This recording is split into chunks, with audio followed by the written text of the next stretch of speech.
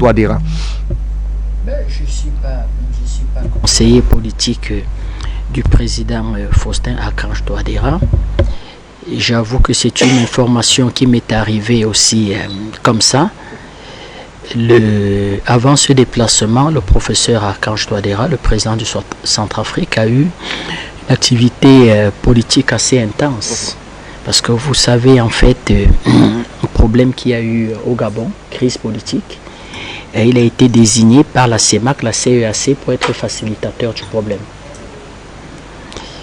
Il a rencontré les responsables politiques gabonais et il avait bon espoir de croire que les choses vont dans le bon sens. C'est-à-dire, j'ai suivi sa déclaration, j'ai suivi la déclaration des responsables politiques gabonais à l'issue de cette rencontre. Chacun des partis, plus ou moins, était entre guillemets satisfait. Les Gabonais ont estimé qu'il a eu un sens de l'écoute très poussé. Il a écouté tout le monde, il a rencontré, y compris les responsables de la société civile. Il a eu un sens de l'écoute très très poussé, il a écouté tout le monde et puis il était question pour lui de pouvoir faire en quelque sorte une synthèse des discussions. Mais moi, là où j'ai déjà noté un fait politique important, c'est qu'avant effectivement de s'envoler pour New York et avec escale certainement sur Paris, il a rencontré le patriarche président camerounais. Ça se fait politiquement intéressé. Il a rencontré le patriarche président. C'était le lundi, en début de semaine à Ils se sont rencontrés, et apparemment il y a eu près de 2 heures de discussion. Ça veut dire qu'il y avait une discussion assez importante sur le plan politique de ce qui se passait. Il n'y a pas eu de déclaration au sorti de la rencontre avec le patriarche président camerounais. Mais on peut deviner ce qui a pu et ce qui a dû se dire dans les discussions. Forcément, l'actualité de la CEMAC et cette actualité politique de crise politique au Gabon, le Cameroun est un pays extrêmement lié au Gabon et tout, donc a dû faire l'essence de la discussion. Moi, ce qui m'embête, c'est le communiqué de Paris sur la rencontre du président Touadéra. C'est ça qui m'embête. Quelques lignes de ce communiqué. Pour le communiqué de Paris, il est question de discuter des questions bilatérales de politique entre les deux pays et surtout de la situation qui prévaut au Gabon. Je parle du communiqué de Paris. Moi, ça me gêne. Parier qui pour que le médiateur de la CEAC aille discuter de la question politique. Nous ne devons plus assumer et rester silencieux sur ce genre de communiqué. Ça gêne. Il y a une discussion de politique intérieure bilatérale. Le Centrafrique n'a pas rompu de relations diplomatiques avec la France. Il y a un ambassadeur français au Centrafrique. Tout à fait. D'ailleurs, le président Touadéra le dit, qu'il continue à assumer sa relation politique avec la Russie. C'est-à-dire qu'en Centrafrique, il n'y a plus de débat là-dessus. Il n'y a plus de débat dessus. Donc, c'est une orientation claire, assumée aux yeux et au su de tout le monde. Vous arrivez dans le pays, vous voyez cette orientation politique. Donc, c'est plus quelque chose pour lequel il se cache. Ça, c'est clair. Oui. Pourquoi l'Élysée le dit? Il doit avoir immédiatement, pour moi, de mon point de vue, un communiqué qui reprend et dit que non. Ça donne l'impression qu'on va rendre compte à Paris. Ça donne l'impression.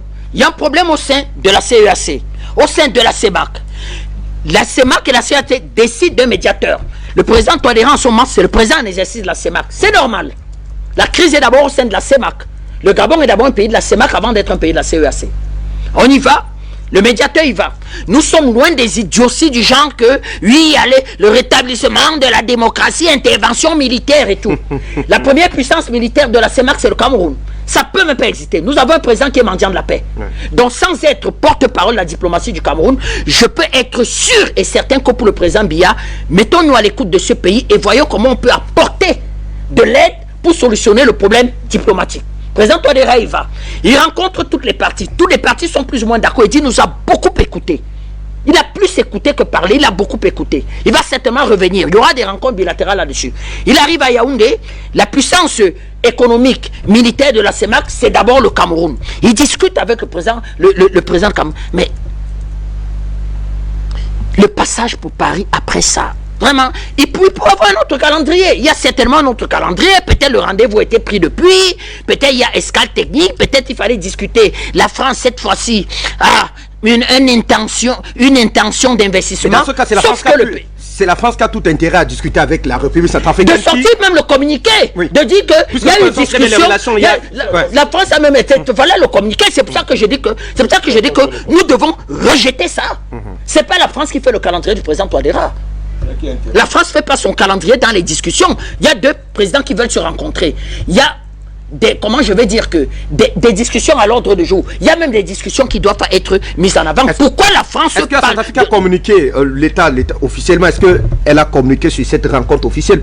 Est-ce qu'elle est officielle ou alors c'est juste une rencontre, je dis n'importe quoi, oui. Certains parlent de visite d'État, d'autres parlent d'une rencontre. On parle de visite d'État, le président centrafricain il est en transit. Oui, mais pourquoi l'Élysée communique et explique que, entre autres des discussions, relations bilatérales sur l'état de la coopération avec la France et discussions concernant la situation au Gabon? Concernant la situation au Gabon, le président Touadéra n'est pas dépêché en mission comme médiateur pour le compte de la France. Tout à fait. Il est dépêché médiateur pour le compte de la CEMAC et de la CEAC. Donc c'est même une question de mon strict point de vue que depuis Macron doit expliquer que tant que je n'ai pas discuté avec mes pairs et que nous n'avons pas une vision communautaire sur l'affaire ou des décisions à prendre, d'où vient-il que je vienne? Donc l'Élysée, que pirate cette visite et donne l'impression à la limite que c'est une convocation de M. Macron pour venir rendre compte. C'est là où je dis que ça m'a gêné. Vous voyez les manœuvres de la France? Vous voyez les manœuvres de la France? Ça n'arrange même pas la mission du président Touadéra. Je veux dire que ce communiqué-là n'arrange même pas sa mission de bons offices, qui est d'abord une mission diplomatique, au-delà d'être une mission politique. Et tous dans les missions diplomatiques, elles se font sous silence, grand Fengoueb. Sous silence. C'est pour ça qu'à l'issue de la rencontre avec le président Biya, il n'y a pas eu, de déclaration entre guillemets à la presse. Il n'y a pas eu de déclaration à la presse, mais qui peut nier que la situation gabonaise n'était pas au menu des discussions? Et le président Sassou, lui, il n'a même peut-être pas encore pris connaissance de la situation. Lui, il est à l'Assemblée générale. Lui, il est allé à l'Assemblée générale des Nations Unies. Donc, vous voyez que le président n'est qu'au début de sa mission. Donc, nous attendons voir cette... C'est pour ça que pour moi, c'est un non-événement. C'est véritablement un non-événement. Le président a atterri en France. Bon, M. Macron l'a appelé le président Wagner. Il le reçoit encore pourquoi? On l'insulte à Paris. Ouais. C'est pour ça que je suis aussi un peu embêté. On l'insultait. On disait c'est le président Wagner. Les journaux français, la presse française. Le président Wagner. Question de dire que c'est lui qui, que amène Wagner en Afrique. Donc, coller l'image de ce qu'eux, ils ont de Wagner. C'est-à-dire que les voyous, les escrocs, des gens qui se payent sur la bête, les trafiquants de mines. Et on collait l'image du président à ça et dit que c'est un président comme ça. Voilà ses partenaires. Aujourd'hui, il est reçu. Monsieur Macron le reçoit et tout. Donc, moi, je préfère sur ce sujet ne pas tirer relativement de long en large. Nous sommes en médiation et en discussion avec nos frères gabonais. Il y a crise politique au Gabon. Les Gabonais, d'après les premières décisions prises, le Gabon ne peut être qu'un pays de transition. Parce que demander au Gabon de sauter de la situation là où c'était un pays relativement panafricaniste, c'est trop demander aux Gabonais. Donc, acceptons même déjà qu'il n'y ait pas un Bongo Ondimba. Qu'on nous prononce plus tous les jours le nom d'un Bongo Ondimba comme président de la République. Mais ça discute encore pour l'instant. La CEMAC travaille sur cette question. Les présidents de la CEMAC vont certainement trouver une solution. Le général Odigui commence à donner une date de la transition. Vous savez que c'était un secret, mais il parle d'une date de transition. Monsieur Macron, justement, veut faire pression sur les dates de transition. Donc, moi, pour l'instant, je préfère pas rentrer dans une analyse pointue de cette histoire. Il ne s'agit pas d'éviter votre question, mais de dire que nous observons très certainement. Je veux suivre avec beaucoup d'attention et d'intérêt le discours du président Touadéra aux Nations Unies. On peut avoir quelques indicateurs. Le discours du président Sassou Nguesso, donc les présidents de la CEMAC qui y sont, nous allons suivre. D'ailleurs, nous avons souvent l'habitude de dire que quelqu'un peut porter la parole de la CEMAC parce qu'aujourd'hui, toutes les visions doivent être vues, que d'une façon communautaire. Un chef d'État peut se déplacer et porter la vision de la CEMAC. Nous allons suivre ces discours à la tribune des Nations Unies et voir. Mais je ne cache pas que Mais si j'avais mon sentez avis un à peu- donner, en tout cas, vous cette sentez escale, gêné. on aurait pu la faire à Genève ou bien Tout à fait. oui, ailleurs. Vraiment, moi, je préfère ne pas. C'est un non-événement pour Docteur moi. Jean-Gouem, avez-vous le même ressenti? Il y a d'ailleurs Mama Edwige qui nous écrit depuis Cotonou. Elle dit qu'elle partage votre point de vue, Bertrand, et elle insiste en disant que aucun de ces militaires en place au Sahel ne serait allé à l'Élysée. Mais après, quand on convoque un certain nombre de faits, parce que c'est aussi ça l'analyse, on se rend véritablement compte que le président centrafricain a réussi à domestiquer carrément la politique française sur son magistère. Il a été privé, fermé de tous les guichets internationaux, des embargos en veux-tu en voilà, les embargos quasiment à tous les niveaux sur les armes, bref, il vit une forme d'exclusion géopolitique, en tout cas pour ce qui est des enjeux internationaux. Il a réussi à maintenir son pays sur un agenda que lui seul maîtrise, avec la mise en place de ce référendum vomi, craché, conspué notamment par la France. Paris, Il y a eu seulement les oui. États-Unis qui ont salué cette démarche. Aujourd'hui, Tout à fait. est-ce que la présence de, oui, qu'elle soit une visite de courtoisie, une visite d'État, dans un contexte que nous connaissons en Afrique centrale, est-ce que ça frise pas à un moment donné une forme de paternalisme, Dr Jean-Gouem? Un petit peu, mais je dis qu'il faut faire attention. Monsieur Touadéra, c'est un mathématicien et un sacré joueur d'échecs. Et comme tous les mathématiciens, il peut te monter une équation à multiples variables, inconnues, si tu veux. Donc c'est un mathématicien, il faut faire attention. Premièrement, deuxièmement, ce qu'il faut comprendre, c'est que il n'était pas en visite d'État. Il a deux missions principales. À Cuba. Cuba Ouais. pour le G77 Tout à fait. et les Nations Les Unies. Nations Unies. Et il est de passage.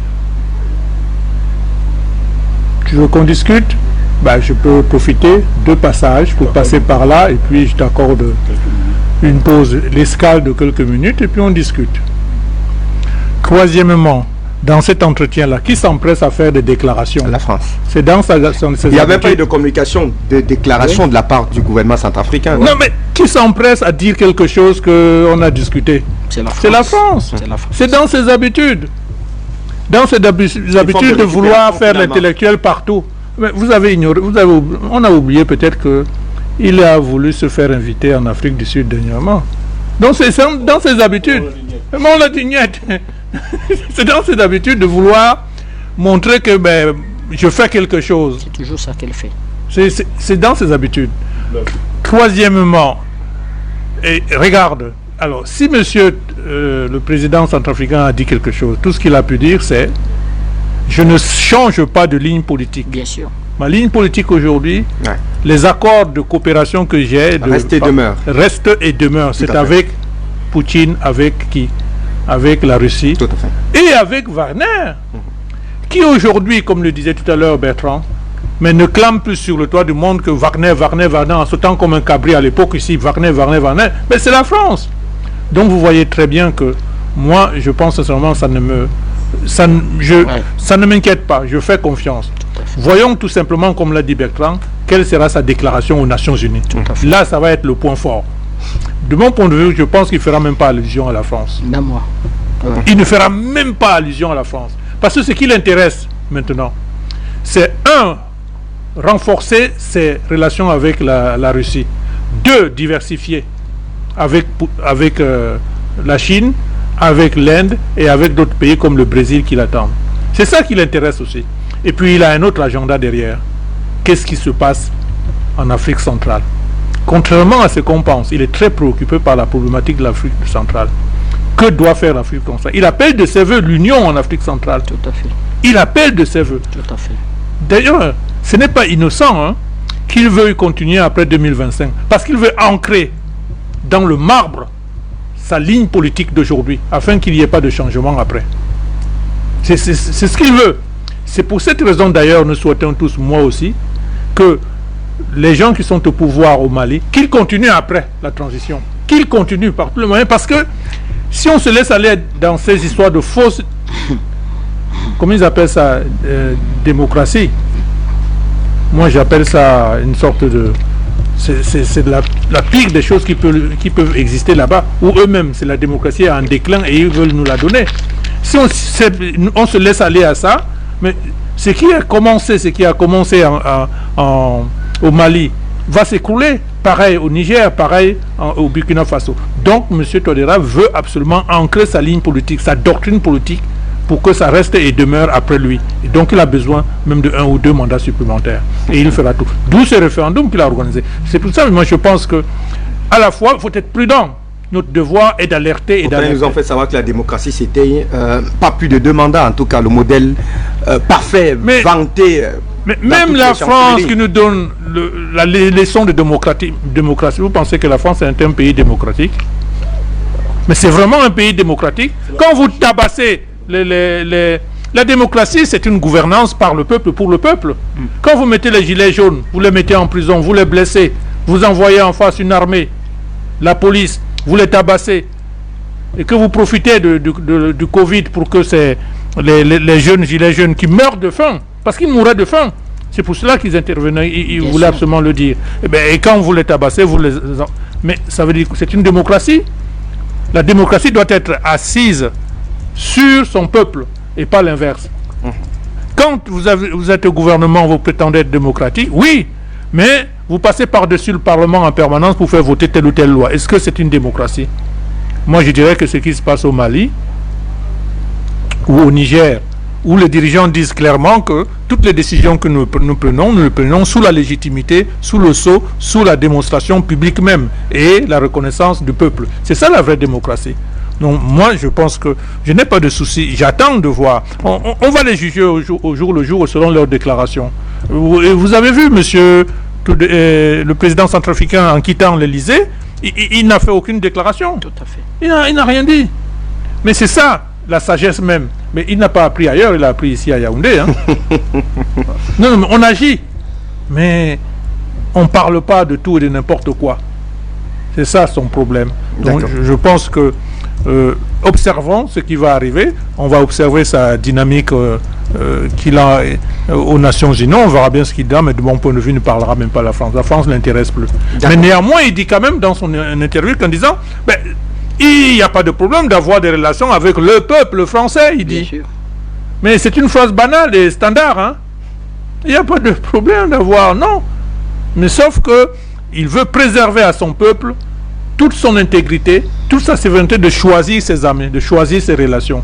C'est ça qu'il veut imprimer jusqu'à nouvel ordre. Et il aimerait bien qu'en Afrique centrale ici, je crois qu'une de ses missions, quand il a discuté avec le président Paul Biya ici à Yaoundé, et une de ses missions, d'essayer de voir comment il doit pouvoir mettre en place une sorte, je dirais, de trajectoire commune en Afrique centrale. Merci à vous, Dr Jean-Goué. Président Mandakani. Alors, ils sont tout aussi embêtés, hein, plusieurs téléspectateurs qui nous écrivent. Alors, ils auraient souhaité que le président Emmanuel Macron, lui également, se rende à Bangui pour une visite de courtoisie comme celle-là. Que doit-on en savoir davantage autour de cette, on dira pas de cette visite, de cette acte du président centrafricain à l'Élysée? Il n'y a rien, il y a quoi? Il y a quoi?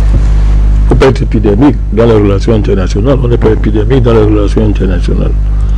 Pourquoi on fait semblant de ne pas voir que actuellement là, c'est le président centrafricain, c'est lui qui est en position de force? Pourquoi on fait semblant de ne pas voir qu'il a renversé un rapport de force qui était extrêmement nocif pour son pays? Vous savez qu'à l'heure où nous parlons, il n'y a plus aucun militaire français en Centrafrique. Est-ce que les gens le savent? Est-ce que les gens le savent? La France a encore un mot à dire ça. La France a comme encore... outil de pression. Est-ce que la France a encore un mot à dire en Centrafrique? Non, mais écoutez, la France a voulu... Voilà quelqu'un qui a battu la France. Tout. Le président Touadéra a battu, il faut... Parlons comme au quartier. Il a battu la France. Il a battu la France. Alors, donc quand tu as battu quelqu'un, on dit ça chez nous en Afrique, la sagesse, quand tu tapes quelqu'un, relève-le. Tu le relèves simplement et tu lui dis, bon, on va t'asseoir. Il sait désormais que tu es plus fort que lui et que c'est terminé. Non. Alors non, il n'y a rien, il n'y a rien, il n'y a rien. C'est Macron qui a intérêt à prendre une photo avec Touadéra aujourd'hui. C'est lui qui a intérêt à se filmer avec Touadéra. Il faut vous rappeler que M. Touadéra était un pestiféré.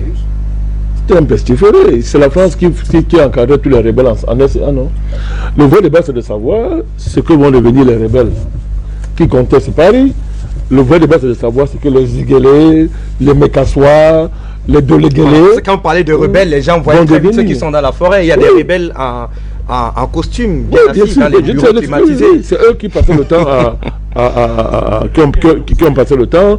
Vous parlez d'un pays... en tout cas, c'est la France qui mettait le feu sur l'anti-référendum. C'est la France qui déniguait le référendum. C'est la France qui, avec les Youza, qui instrumentalisait la mercenaire qu'on appelait Darlan. Ils ont tout fait pour empêcher ce monsieur a vaincu.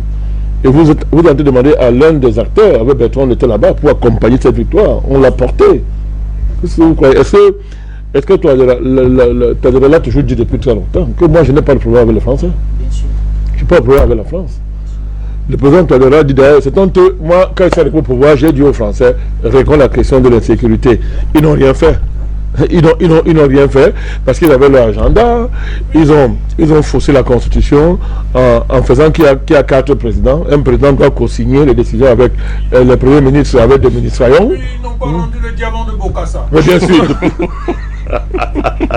Mais alors, pourquoi tu le fais penser au feignant de Valéry Giscard? Ben, bien sûr que oui. Un Vaurien qui allait enseigner la femme de Bokassa comme cadeau, c'est la vérité. Non, c'est la vérité. Hein. Comme cadeau pour la gentillesse de Bokassa. Oui. Il lui a pris tous ses biens et il est devenu comte. Ce qu'il n'a jamais été d'ailleurs dans sa vie. Oui. Il dit que je viens d'une grande famille, je suis riche, tout ça comme ça. C'est une histoire vraie. Il a même tué son ministre parce que les deux se discutaient la femme de Bokassa. C'est la vérité historique. Oui. Il a fait tuer au Cameroun là. Oui. Il est mort au Cameroun là. Il a oublié son nom avec la complicité. Dans un accident d'avion. Avec la complicité de l'ancien président du Cameroun. Donc, ça vous dire d'où le pays vient. Vous parlez de qui là? Voilà le président Touadéra qui sort d'un pays du néant. Le pays n'existait plus. C'était un État failli, totalement failli, avec le soutien de la sous-région, du Cameroun, etc. Et la Russie, le pays est debout, c'est fini là. Les investisseurs vont revenir en courant. Bon, je n'aime pas beaucoup parler comme ça, mais bon, excusez-moi d'utiliser les mots comme ça. Les investisseurs reviennent comme si les investisseurs... Ça, c'est Ouattara, ça. Il faut laisser ça à Ouattara, des bêtises comme ça. Donc, le pays devient crédible. C'est la France qui... C'est la France qui veut se filmer, c'est M. Macron qui veut se filmer avec le président Touadéra. Les choses sont claires. Les choses sont claires. Donc, voilà, vous avez diabolisé le référendum. On va pas reconnaître ça et tout et tout. Et maintenant, tu l'accueilles. En fait, le président Touadéra allait le narguer. Hein.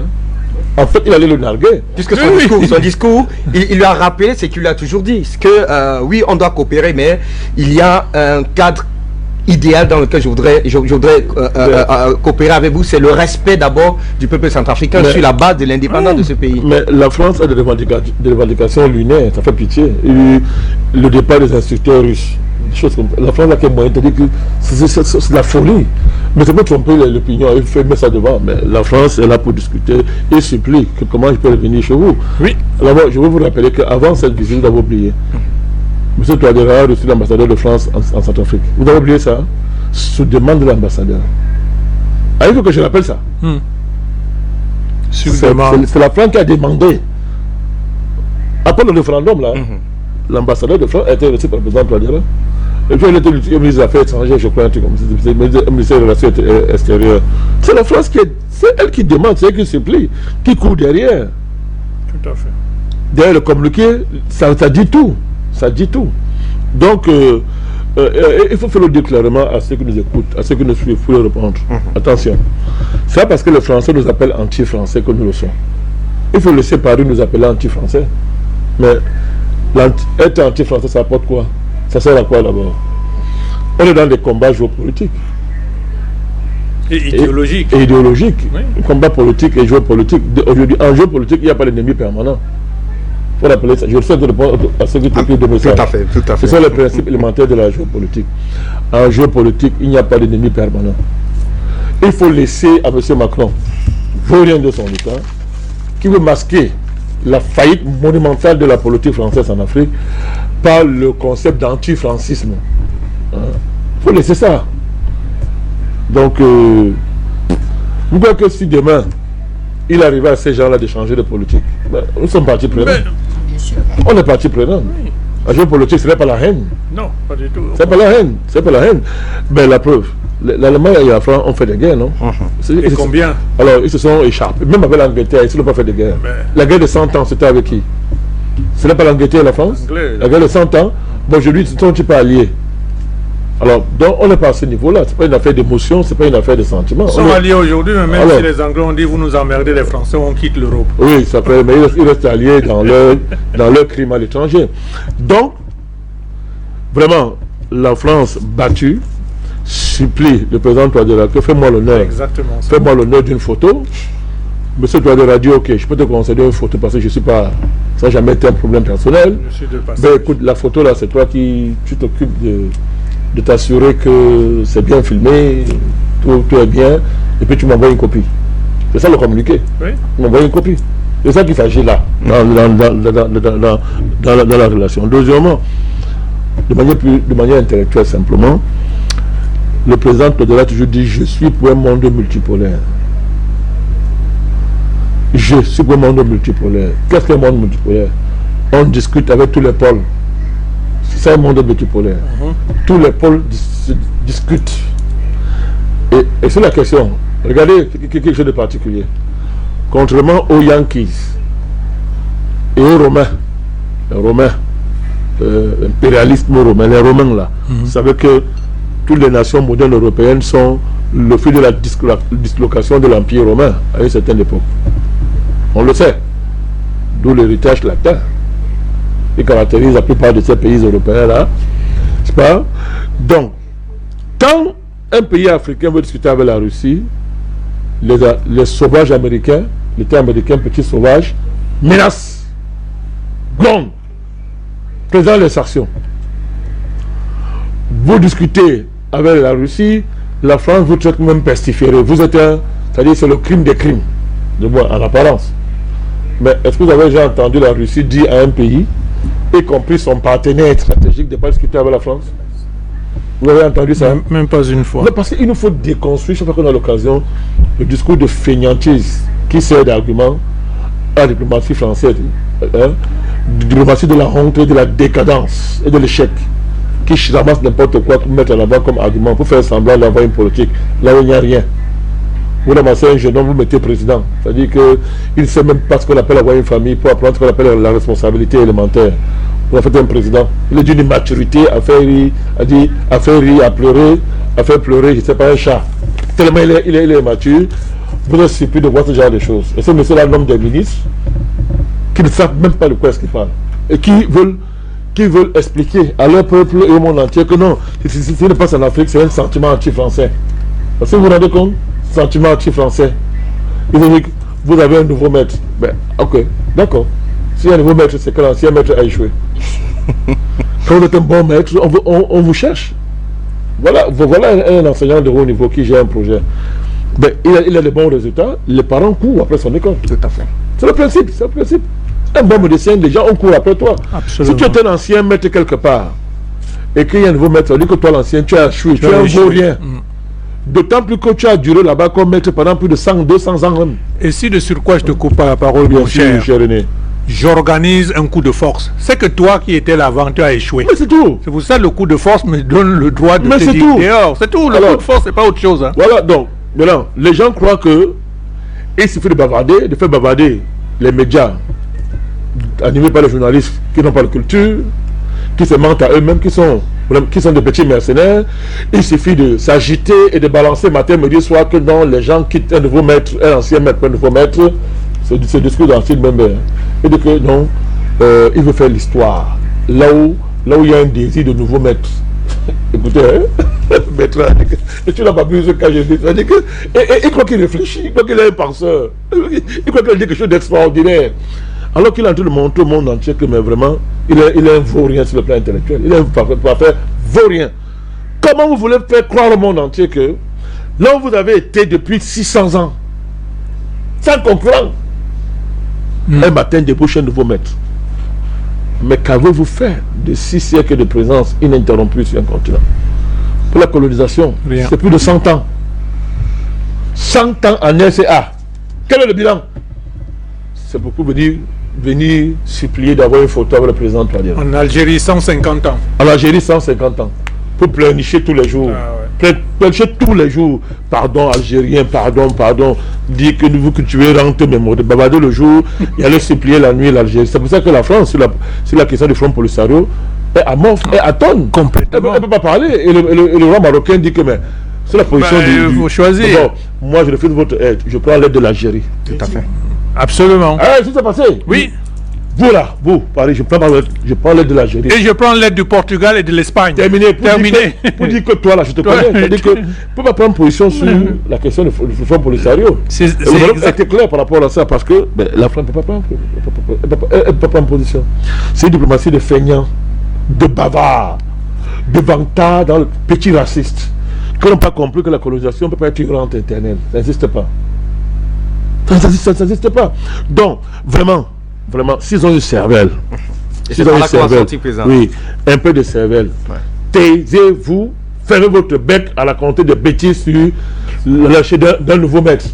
Allez plutôt réfléchir sur comment est-ce que vous avez fait 100 ans, 150 ans quelque part, avec tout, la population cadeau, les ressources cadeau, tout cadeau. Vous n'avez pas été à mesure de bâtir un bilan qui permette à ce que les gens ne vous chassent pas. L'autre jour, il a dit dans un discours, il dit que sans nous, cette intervention française, il n'y aura plus d'État malien, d'État du Burkinabé, il n'y aura plus d'État nigérien. Et nous intervenons à la demande des chefs d'État de ces pays-là.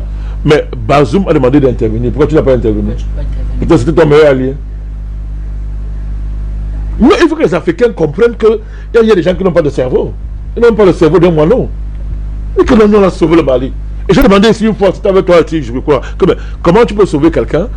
Sa première réaction, c'est de te chasser. Et tu sauves quelqu'un là. Et il n'a pas le temps de digérer le fait que tu l'as sauvé, de s'asseoir, apprécier l'air du salut. Il te chasse seulement directement. C'est quand même extraordinaire. Vous voyez comment est-ce qu'il a dit ce jour qu'on est chez le fou là. Il théâtralise, on est chez le fou.